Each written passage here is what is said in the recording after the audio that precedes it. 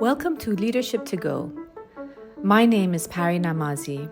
I am an executive and leadership coach and the managing partner at UNEPA. Join me as I explore leadership insights from all walks of life.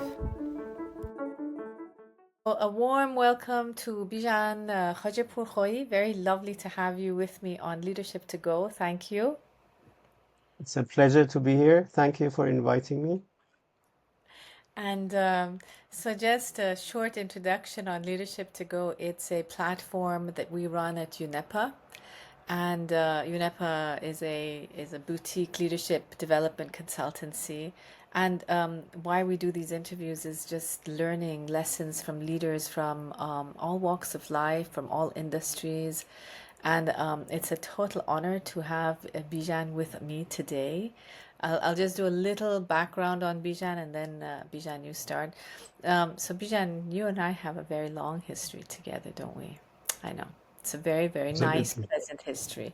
I think over 30 something years.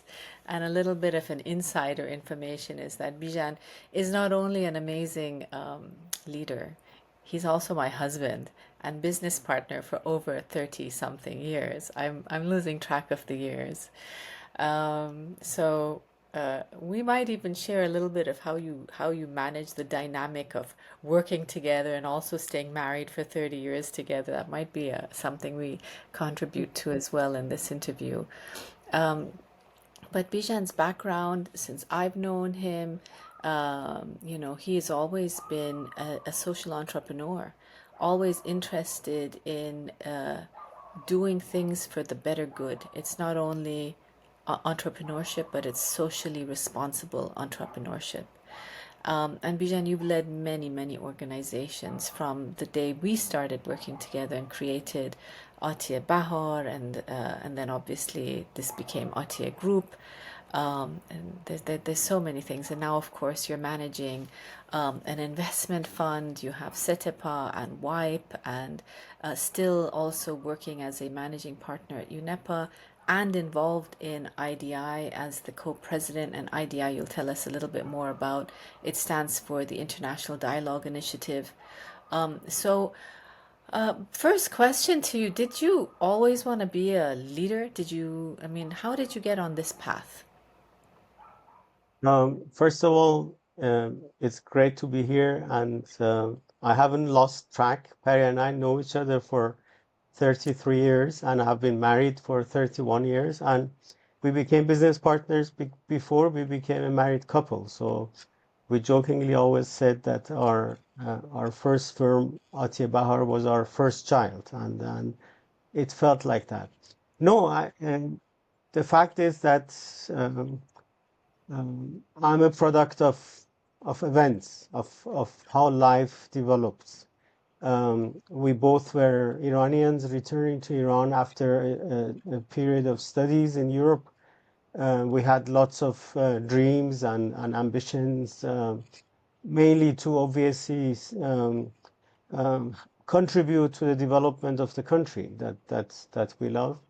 But as you know, political events, market events, other events took over. We became one of the leading consulting firms in Iran. We became a trusted advisor to many multinational and international companies.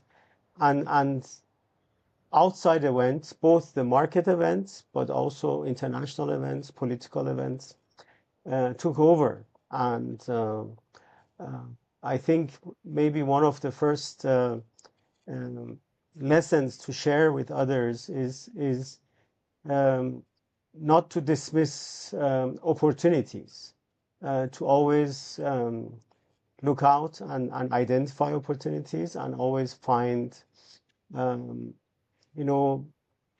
realistic responses, not to believe that you can suddenly become a major company, but also to know that there are opportunities where you can contribute, you can create jobs, and you can contribute positively, both intellectually but also socially. And that is what I've learned throughout these past more than 3 decades. And I think life, thank you for that introduction. I think life, it doesn't go according to plan, right? We sort of always think this is, here we are, and then we're going to get to from A, we're going to go to B, but there's so many curveballs in the path. And what were Absolutely. some of those curveballs that hit you on this path? The unexpected Yeah. things.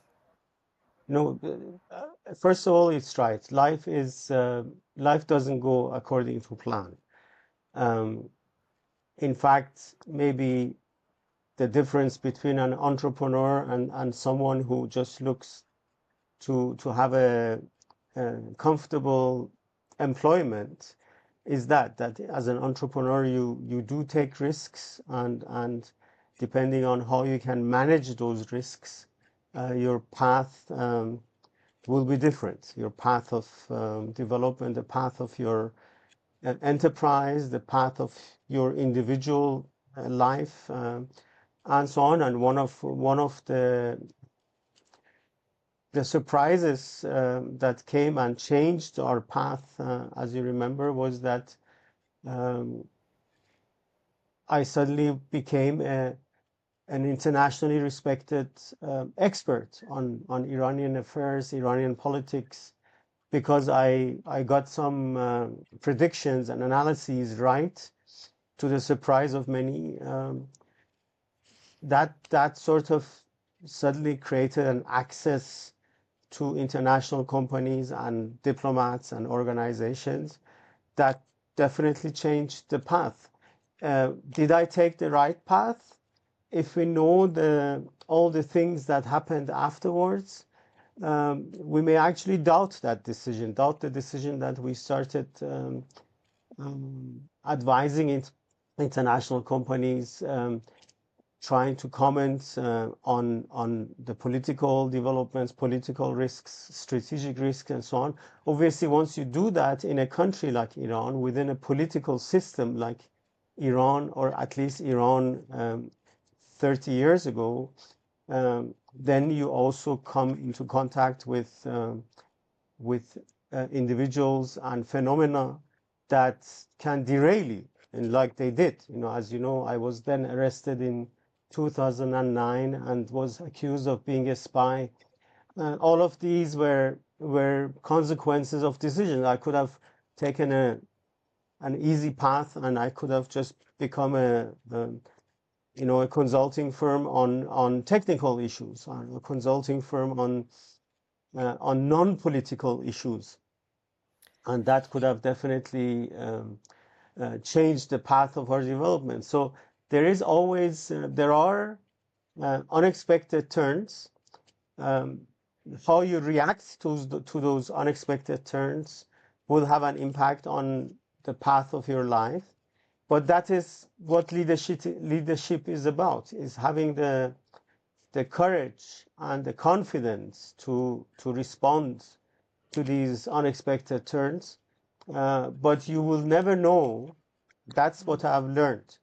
You will never know, um, in that moment at least, you will never know whether you're making the right decision, Yeah. because your decision can have consequences on your private life, can have consequences on your health, can have consequences on people who are comfortable around you, whether you're a political person or not, does have an impact. So Mm. um, leadership, uh, or the path of entrepreneurship, is definitely full of surprises, full of unexpected turns.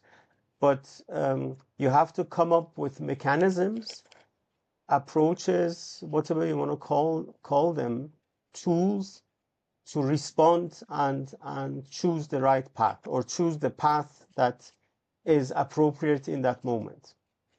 Yeah. I mean, hearing you talk about these things, obviously, it made me emotional because this was part of our journey together.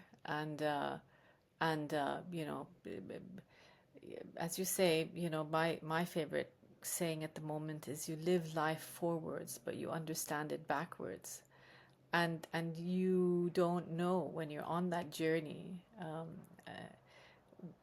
you don't know what's waiting ahead.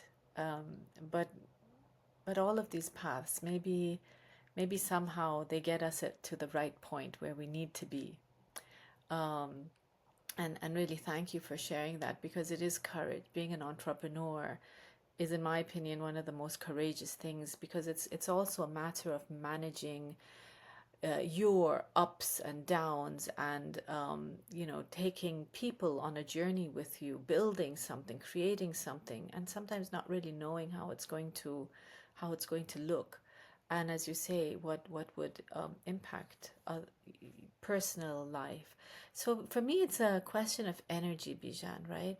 How do you manage you have so many things on your plate, and I also know what a giving and kind person you are.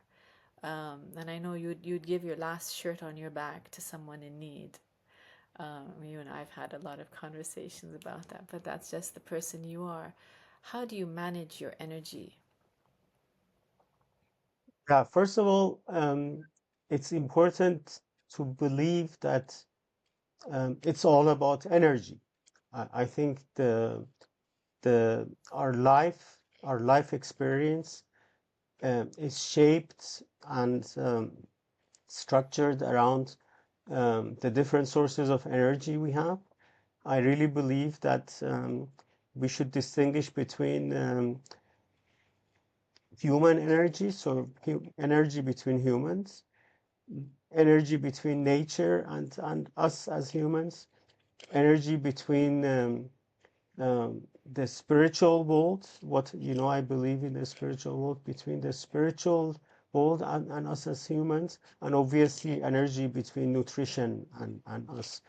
It's really all about getting these energy exchanges. Energy, when I say energy exchange, I think of electricity exchange, but I mean energy that we need as a human being. And that getting that right is difficult, and I haven't always managed to do that, and especially when you are under a lot of stress as an entrepreneur, as a whatever managing director, as a leader, and that stress causes a lot of situations where we don't get enough energy. But if we get the energy exchanges, the energy interaction between us and the various sources of energy, um, then we can get it right. I mean, we need to have enough interaction with other humans. We need to have enough interaction with nature. We need to have enough interaction with sources of spiritual energy, whether it's poetry or reading books or listening to music and so on. Getting the balances right is very, very important. And once you get them right, um, there is almost no limit to what you can do. And you have to obviously make a decision and make a choice between different tasks that you have, but I'm sure you will have the energy to do most of them. And that has been my journey. I have gotten it wrong in many cases, especially nutrition, but I'm trying to find the right balances. When you say you got it wrong in nutrition, do you want to talk to us more about that? Yeah, yeah. For example, I have become a diabetic, and it's actually again that sentence you said, we live life forward, but we understand it backward. Later, I understood that if I would have known what I know today before I became diabetic, maybe I could have controlled it differently and more efficiently. So there are situations um, where again, our decisions in that moment, for me, the decision to sort of not to care as much about my health and to care maybe too much about some of the occupational tasks, um, changed my health trajectory. And that is an advice I would give to younger managers and younger leaders. Be very, very careful with your health, with how much pressure you put on your body, how much pressure you put on your health, because it will become important at a later stage of your life. Yeah. And thank you for that because I think, I remember as a young person, you don't think that, you think you're immortal. You don't think that energy is going to run out. You don't talk and think about energy like that. But I think as you grow older, you start realizing. And I remember a colleague who has a disability. She often told me that if I knew, that I put so much pressure on myself to be like everyone else, and I've damaged my own health. If I knew that, it is a bucket of energy and how much we use of it, we're just going to reduce the energy we have for later in life. So it's like looking at life and thinking, well, I only have this bucket and I really have to use this for the rest of my life. So important decisions, and thank you for sharing that. Um, Coming to another Just one point, thing, we yes. do have a bucket. We have the bucket uh, to store energy, but it doesn't mean that that bucket cannot be filled again. This is also partly our own responsibility. We can use but fill the energy that is in our bucket, and we have to find the most appropriate approaches or ways of filling, or as I said, exchanging that energy that we need, because we also sometimes have to give energy to others. That's also part of the leadership. You have to motivate others, you have to energize others. That is all in that balance of energy that you have to find in your life. Yeah.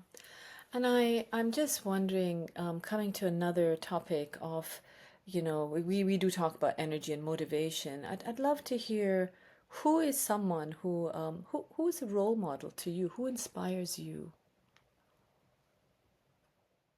So to answer that question, I have to say that I do follow um, what people know as anthroposophy, as basically this is the ideology, the life philosophy of an Austrian Swiss philosopher called Rudolf Steiner. So the people who have on multiple levels, from university professors to just simple friends and just mothers of other children whom I've come to know, um, people who have really impressed me a lot with their life choices, with their wisdom, are usually people who follow Rudolf Steiner. So, or maybe I get more impressed because I have a more detailed look at them. But this is the type of philosophy that impresses me. That also in many cases guides me. I want to share um, one of the things I learned from an anthropological professor, um, um, Professor Udo Hermannsdorfer, in case anyone is interested. Just simple sentence, but it had had such an impact on my life. He just said, we need to remember that when we want to walk forward, we have to lift one of our feet. That lifting one of our feet is actually bringing our body in an imbalance.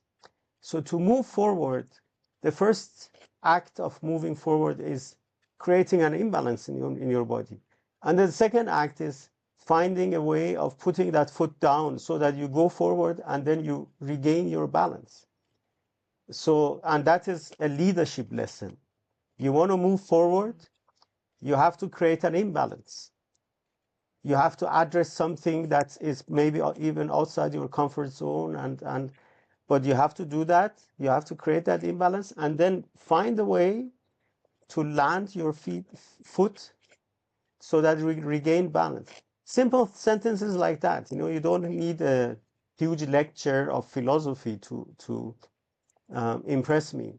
You need simple life advice and simple habits. It could be in nutrition, could be in how you um, uh, protect the environment, how you protect the society or social values, how you behave ethically, all of these factors have always been very, very supportive in my life. But and so I look, if I find people like that, I look them as role models because I feel that they have a lot more advice to give than politicians or other people. Bijan, you have made and seen so many people come into your companies. You've hired people, you've grown businesses with them.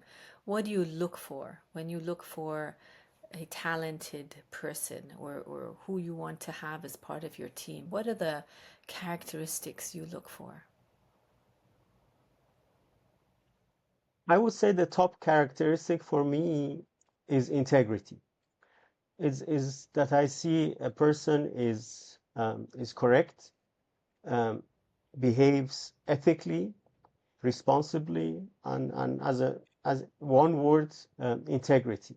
Obviously, in many cases, we need in our companies we need technical um, expertise, and those are also important. But I have always believed that if you find the right uh, and the right level of integrity in a person, then most of other things, including some technical things, you can help the person learn through training courses and other tools, maybe learning by doing at work.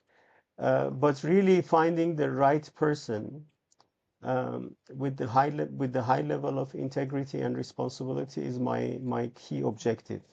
Everything else comes as second and third priority. Yeah. And tell us, so I know we're running out of time, but there are a few more questions I have for you.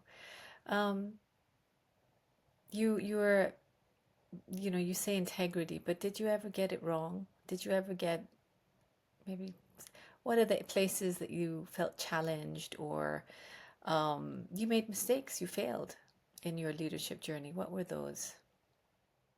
First of all, I did get it wrong. I mean, it's not an easy uh, quality or attribute to identify, and some people um, manage to create the impression that they have a high level of integrity, but then you see um, in their actions, in their decisions, that maybe not.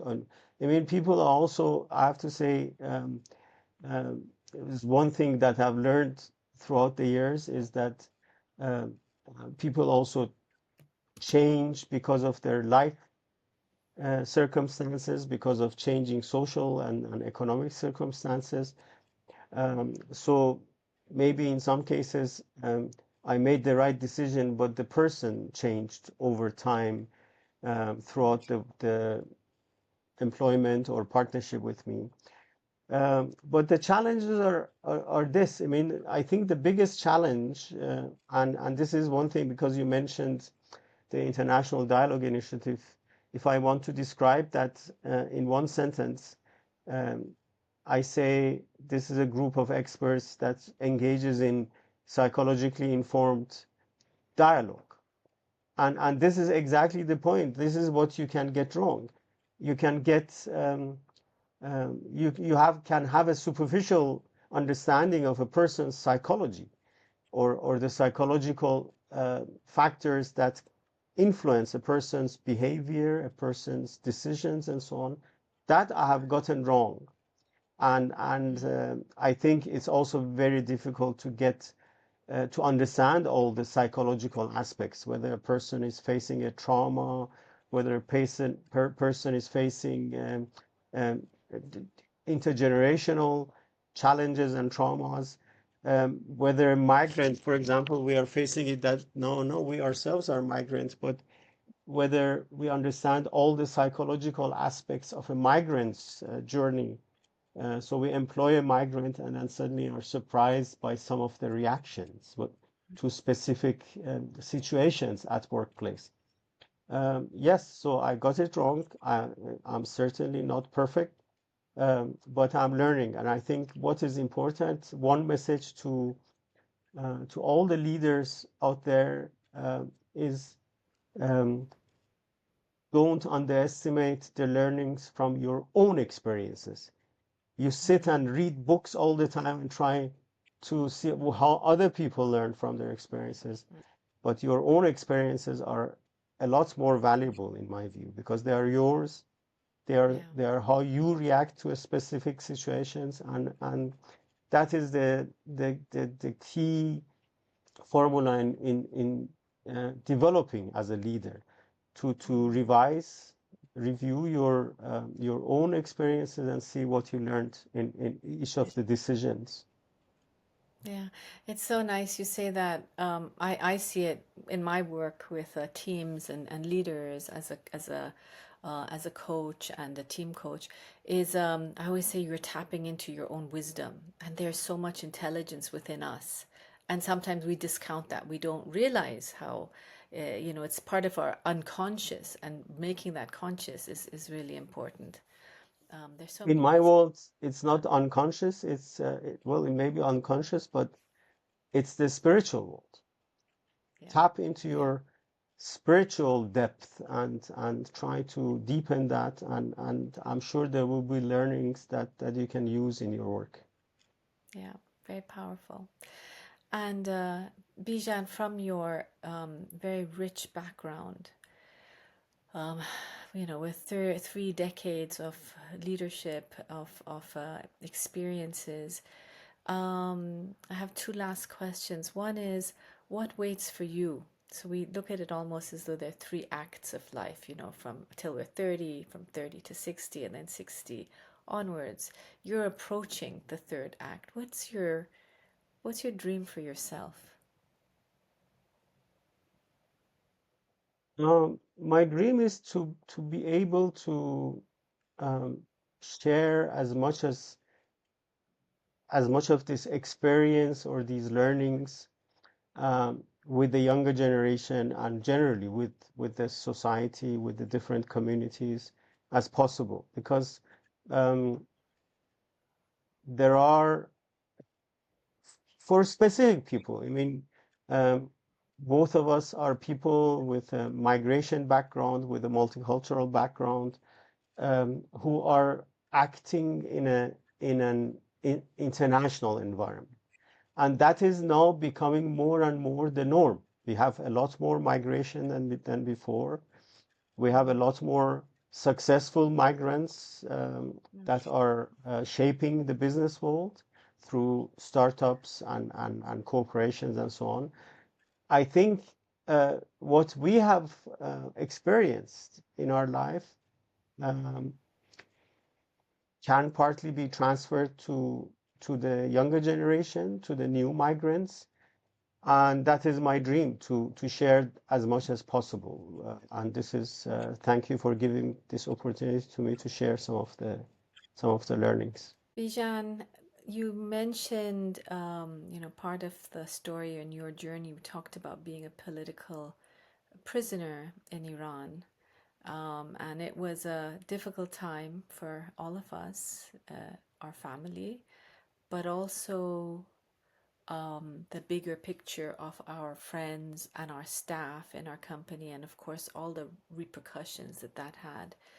And this is an example of, the unpredictability of events. You never know, as we talked about, you never know what that journey is going to be like. Talk to us a little bit about the unpredictability, and maybe in your case, what impact it had on your life. Yes, I mean, as you say, it was a very difficult time, especially because of the toll on the family.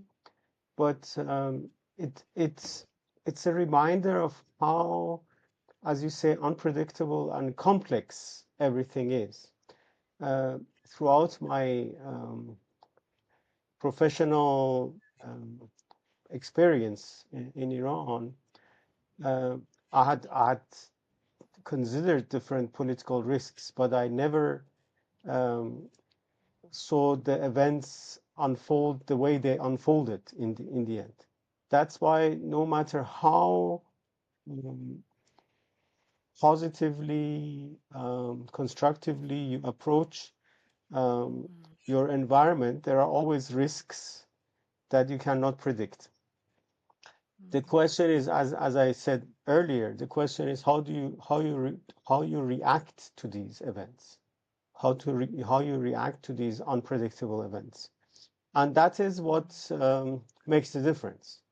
Do you see such an event as the end of your journey, and so you resign, or do you try to turn the threat into an opportunity, which we did as partners, and as a family? I mean, the decision to then migrate to Europe and come and establish ourselves in Vienna and continue our work, especially the core consulting work in Vienna, was one way of turning that threat into opportunity.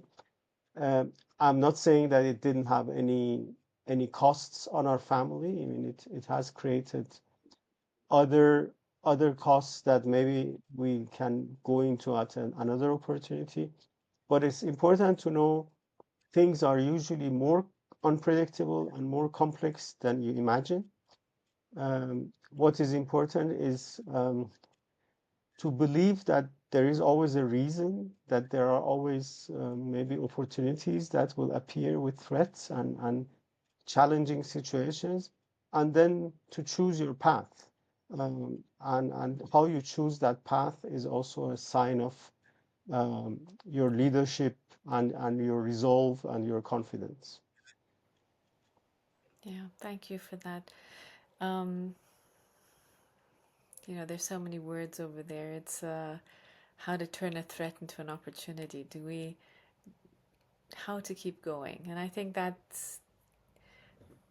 space of resilience, which I hear so much. There are two words that come to me when I hear you. One is hopefulness and resilience. And we keep, true to your values. You just keep moving along. And part of that journey, as you said, something which was again not planned, was at a fine age of 42 and 43, becoming migrants. And that word of becoming a migrant, I don't think I would ever have understood the consequence of that unless I became a migrant. And I always use this metaphor, and I say it's like, or analogy, I always say it's like going from being a big fish in a little pond to being a very small fish in a big sea, and you're so lost. And tell me a little bit about your lessons of being a migrant, both the good and the bad. What were some of your lessons?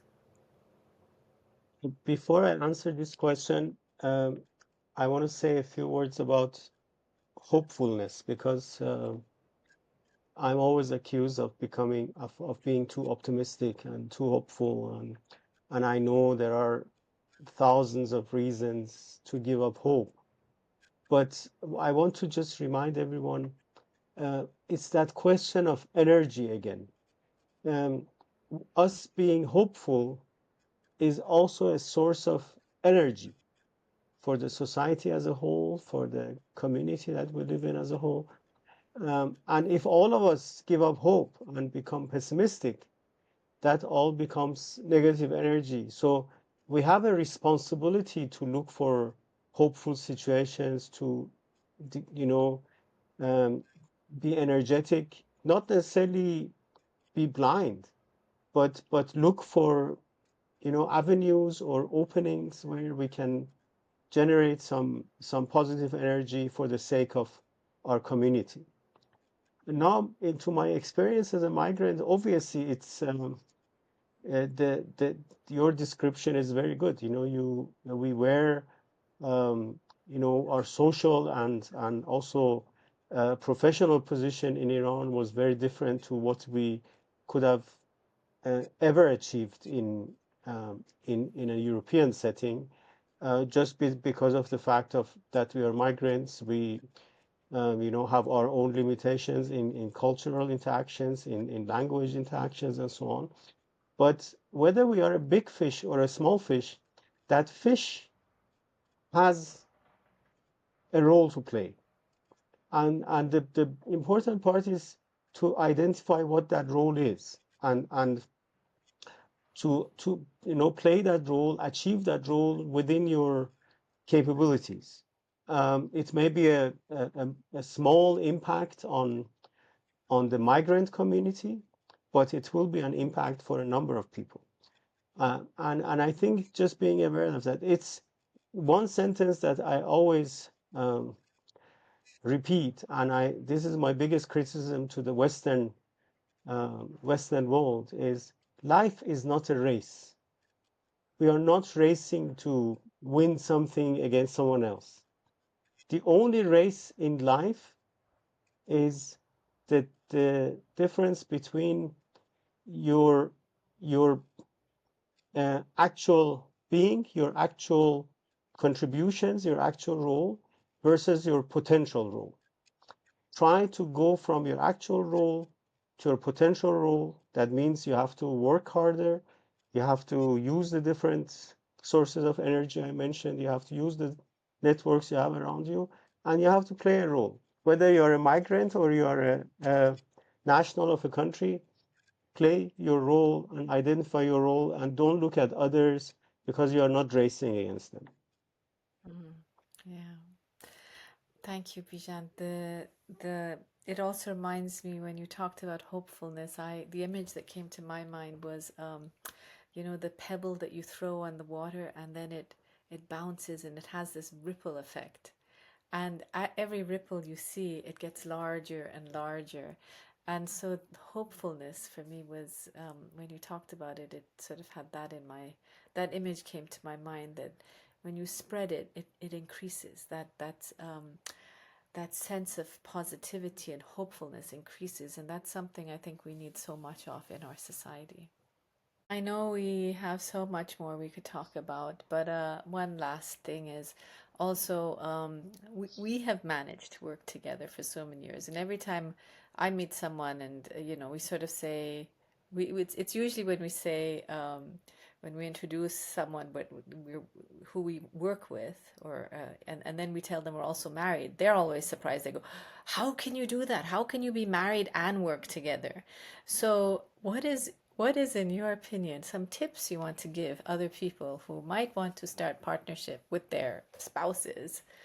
What are the tips you might give them, apart from your wife Uh, being really nice?